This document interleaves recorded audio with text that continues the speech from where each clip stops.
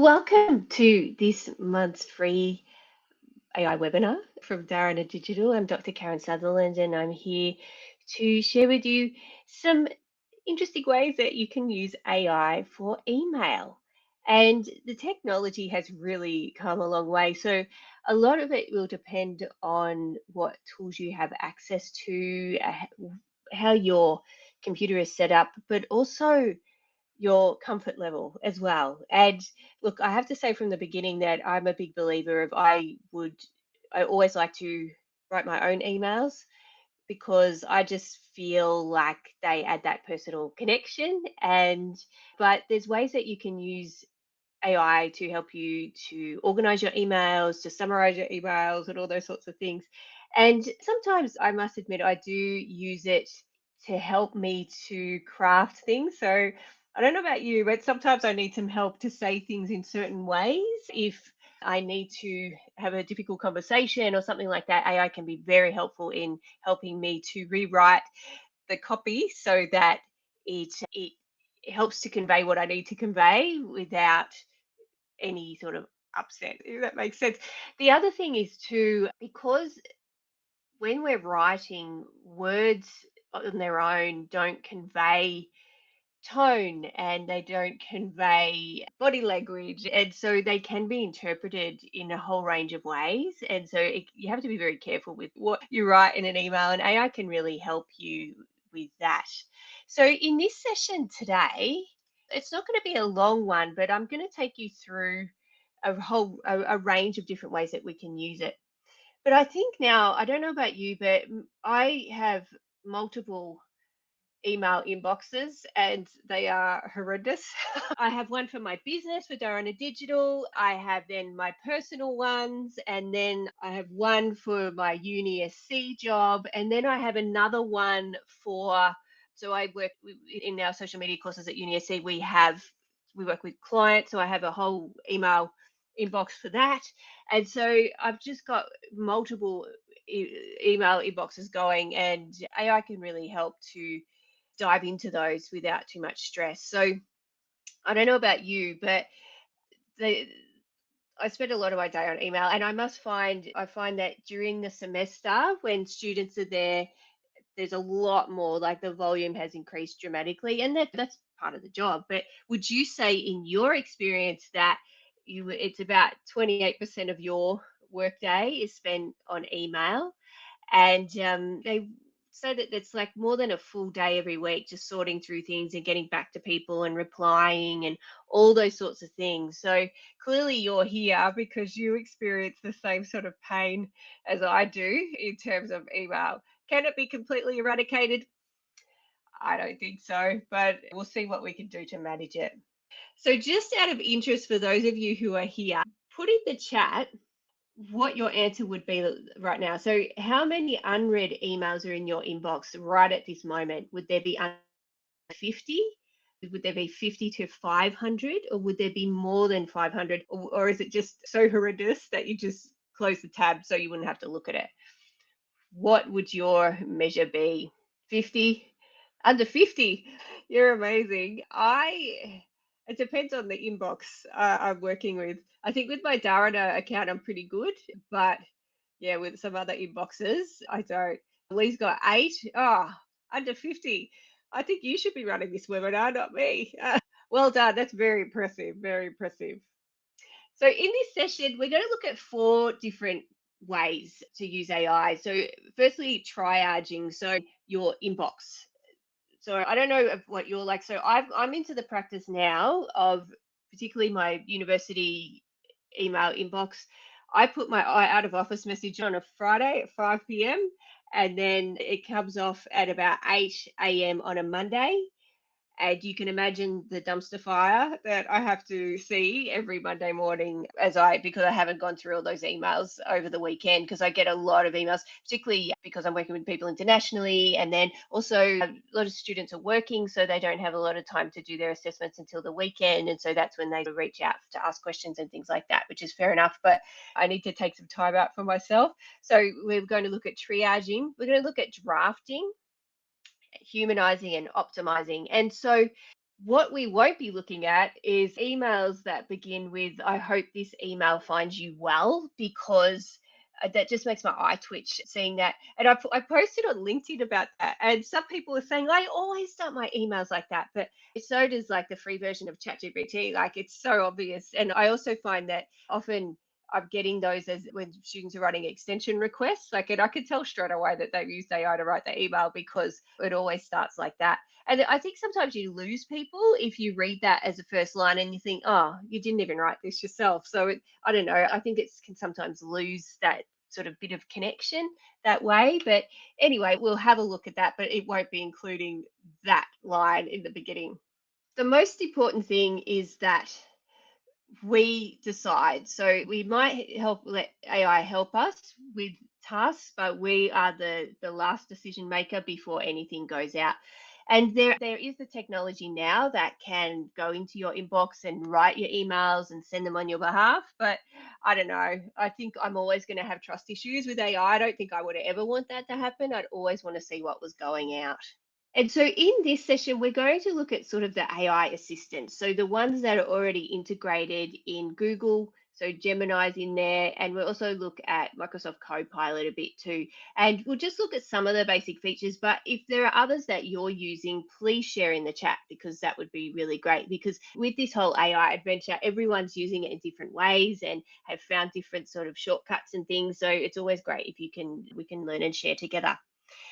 The other tier is which I won't be demonstrating today, but our AI agents. So this is where you've got AI that can actually go off and do tasks for you, which can be super helpful as long as your comfort level and your organization allows that sort of thing to happen.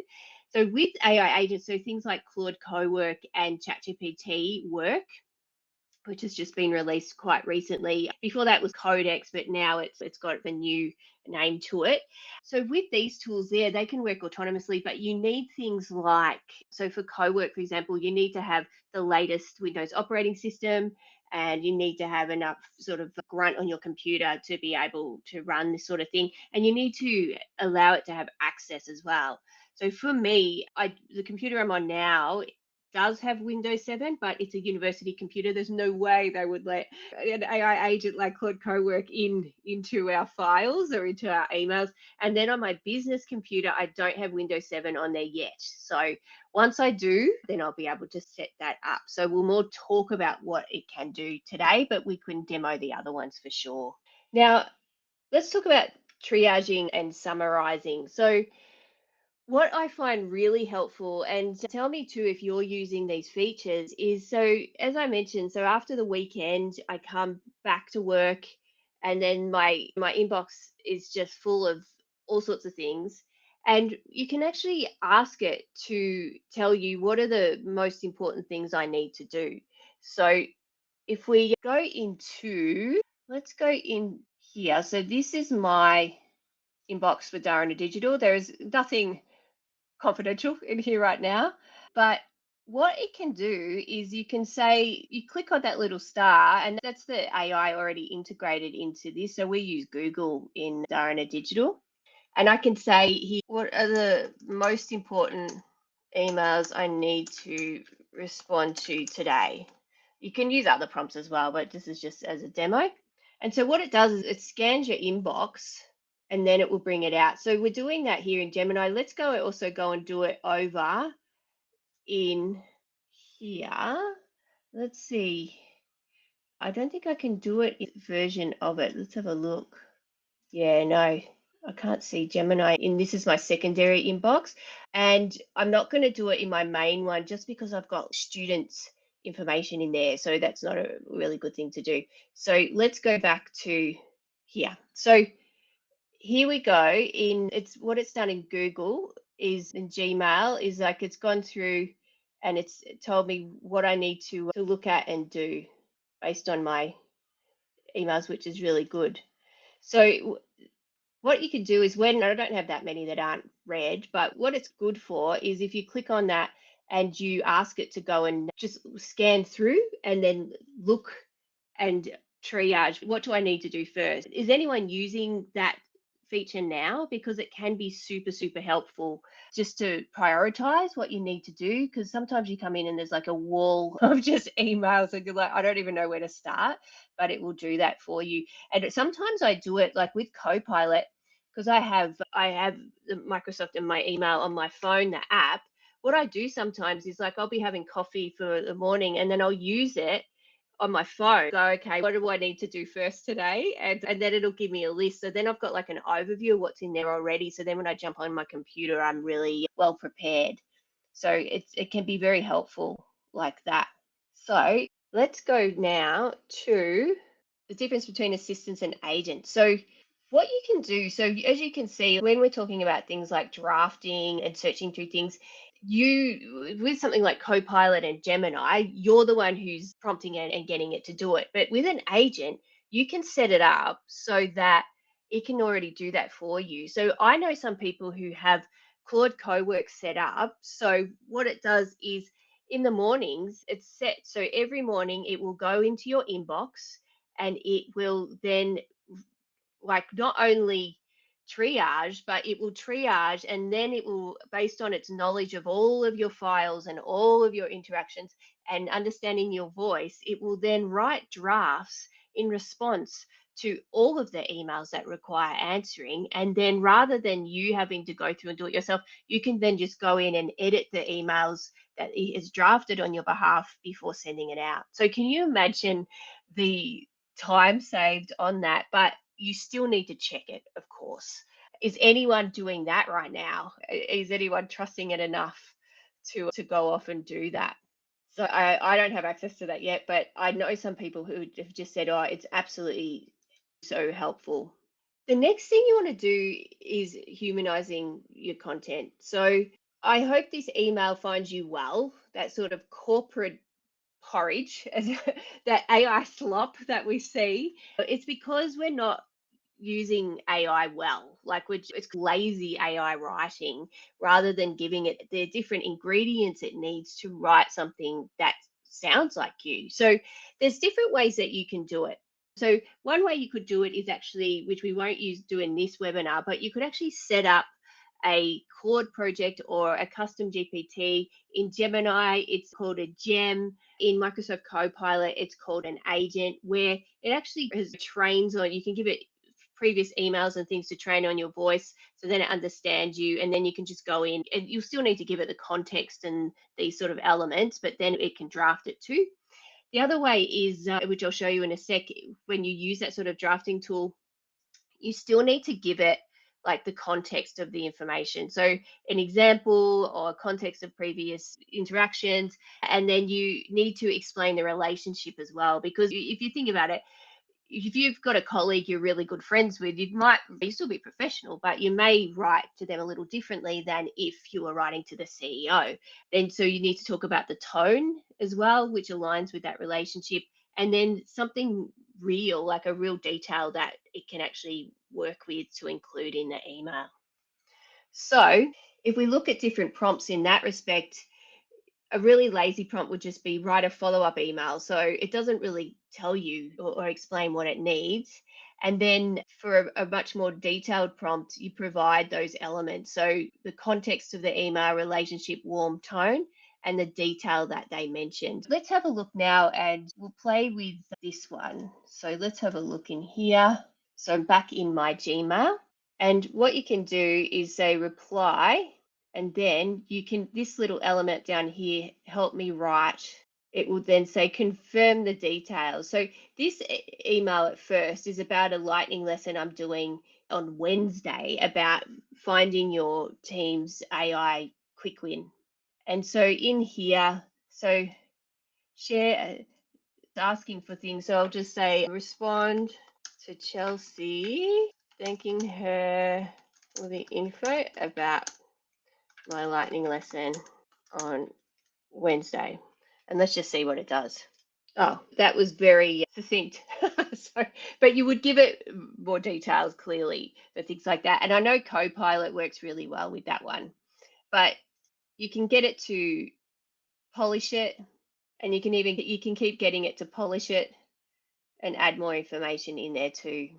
The other thing it can do is help you with different send times. So it depends on what you're using.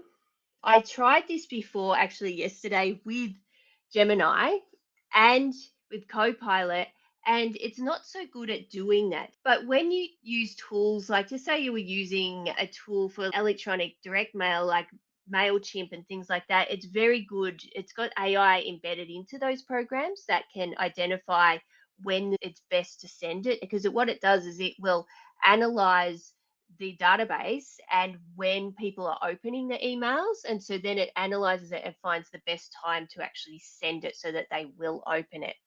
Using something like, yeah, Gemini or Copilot, it doesn't seem to be able to do it very well. Like, it's saying it can see when people are opening it, but it can't at the moment do that step to analyze and identify the best times. But we'll give it a go anyway, just to see what it comes back with now. So let's go back to the inbox. Let's go to this email and we'll open up here. So I'll just say, analyze my interactions with Prince and identify the best times to, sorry for my spelling, to send emails to him, and just see what it comes back with. Oh, here we go, because he's in the Philippines. So it's identified that. So it said, based on analysis of your email history with Prince, here are the best times to send emails to ensure a prompt response. So it's given me this sort of recommended window explaining the time difference, and then it's analyzed the interactions of when that's happened and when the times to avoid. So that's good. So that you can use AI and use the integrated AI to help with those sorts of things as well. It's also very good at coming up with subject lines, because if you're, say, I guess it depends on what you're doing, but I know if you're doing like EDMs, electronic direct mail, and you want to get people to open it, the subject line's really important. When you're in a more of a corporate setting and people know who you are, it does come into it. Like, we get so many emails that you're like, oh, you want something that's going to engage someone and get their attention so that they will open it. So you can use AI to help you in that respect. So let's have a go as well. We'll stick to Gemini just so, because it's safer in terms of privacy. So I wonder if I can clear this. Let's start a new chat. All right. So I'll say something like, I'm writing a promo email to share the details of my upcoming lightning lesson on Maven about finding your team's AI quick win. Give me 5 highly converting subject lines, and let's just see what it comes back with. And the thing is too, you can test them. So you could try all of them, clearly not in the same email, but this is what it's come back with. So stop guessing, find your team's first AI quick win, stuck on where to start, join me this Wednesday. So it's given different examples there that you could have a go with, because sometimes coming up with a great subject line can be really difficult. So that sort of helps you to get going. And what I often do is I might take a bit of one and stick it with another, but it's just enough to get my brain working in a way that I come up with my own ideas as well. So it's really helpful to use that, because I know in most email programs now, there is that little star, that little AI helper. But I know a lot of people aren't really using it at all, or they might go into other tools and do it and bring it in. But when it's right there, it's so easy to copy and paste across. So, in terms of what we've covered, so I've just done some really simple things in this workshop. First of all, we looked at how AI can be used to triage, and trust me, it can be super helpful. The Microsoft Copilot is actually really good for it, which I use a lot. And then also Google, like just going in and going, what do I have to do first, is really good. And it's also good not only for email, but with your calendar as well. If you say, what do I even have to do today? It'll like list things out for you. It's great for drafting emails as well, but really be very careful about that and make sure you always add what I like to call your human sparkle. to it. Make it sound like you, not like the AI, because we don't need any more robotic sounding copy out there and emails out there. And then humanizing it so it learns your voice, and then optimizing in terms of the subject line and the timing and all those certain things. If you were going to pick any of those things this week, what would you have a go at? Are there any things you'll play with now that you've seen it? Maybe. But as I said too, AI still needs you. It gets it wrong and it makes things up. And remember, when you're emailing it, it is you. It is you. So it's directly you. Even when you're posting on social media or whatever it is, like it's actually a representation of you. So you've got to make sure that you are overseeing what it's doing. Oh, good. So email lines, triage, summarizing, and follow up. Excellent. Yeah, have a go. I highly recommend it. Now, next month, the next webinar will be on AI for event planning. So looking at different ways you can help to streamline those practices. And then if you want, I've got a free Facebook community called the AI for Strategic Communication community. You're most welcome to join. The QR code is there. So that's there for you as well. And in that group, I post videos, I do lives, and I share resources in there and promote other events too. And we've got our next cohort of the AI integration sprint for communication leaders coming up on the 3rd of August. So that's over on Maven. And with that, it means that by the end of 3 weeks, you'll have an AI integration strategy. So a real detailed plan of how you're going to actually use AI in your organization or your team. And I guide you every step of the way. And yeah, always feel free to reach out and contact me if you have any questions or anything like that. Most welcome to.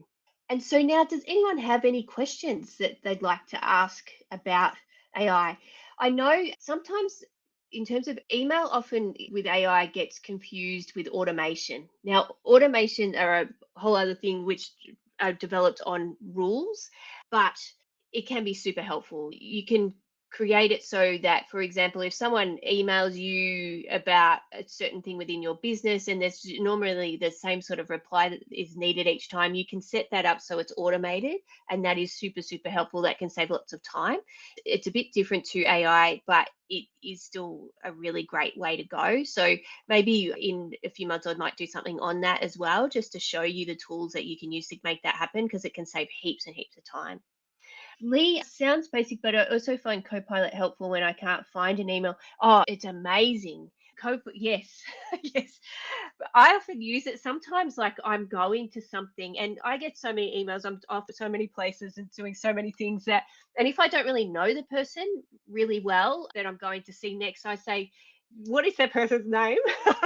Where am I going? And give me like a 3 bullet point summary of what I'm doing, and it's really good. And yeah, Copilot's really great for that. Absolutely, Lee. I 100% agree. To save you fossicking and searching, like, or there's sometimes you've had a conversation about a certain thing, but you can't find it when you're doing the search. But yeah, you can just say, I know I talked about this, and it'll find it for you. So yes, really great use case there.